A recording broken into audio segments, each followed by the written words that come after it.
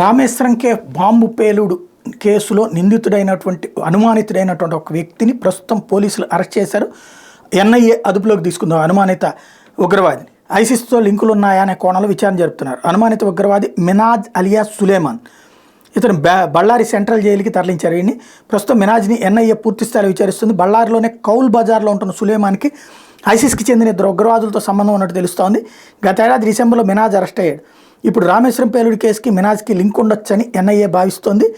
అందుకే అదుపులోకి తీసుకుని విచారణ కొనసాగిస్తుంది. మార్చి 9వ తేదీ వరకు ఈ కస్టడీ ఉంటుంది. ఈ కేసు మీద ప్రభుత్వం ఎప్పటికప్పుడు కీలక వివరాలు వెల్లడిస్తుంది. అన్ని కోణాల్లోనూ విచారణ చేస్తున్నామని చెప్పి స్పష్టం చేస్తోంది. బాంబర్ బస్సులో బస్సులోనే తుమకూరుకి వెళ్ళాడని, అక్కడే దుస్తులు మార్చుకున్నాడని అనుమానిస్తున్నారు. అక్కడి నుంచి బళ్ళారికి బస్సులోనే వెళ్ళినట్టు భావిస్తున్నారు. నిందితుడు బస్సులో ప్రయాణించినట్టు కొన్ని ఆధారాలు ఉన్నట్టు కర్ణాటక హోంమంత్రి పరమేశ్వర కూడా వెల్లడించారు.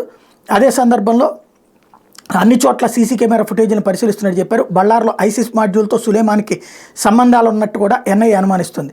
లాస్ట్ ఇయర్ డిసెంబర్లో రాష్ట్ర వ్యాప్తంగా ఎన్ఐఏ సోదాలు నిర్వహించింది. ఈ సోదాల్లో పలువురిని అరెస్ట్ చేసింది.